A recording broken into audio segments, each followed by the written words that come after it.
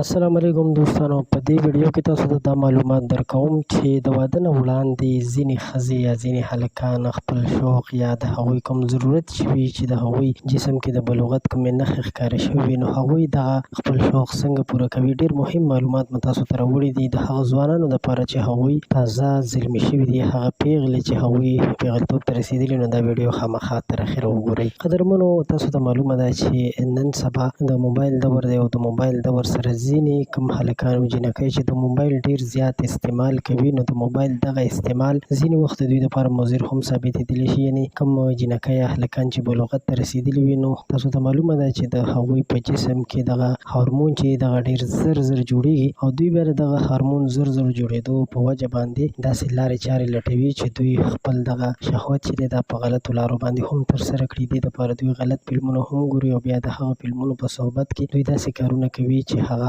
د کولو نه وي. یعنې تاسو به زما په مقصد پوه شوي چې کوم د لاس نه کار وي. نو دې دپاره دا پکار دي چې کوم هلکان دي هغوی خپل پلاران هغوی پوه کړي چې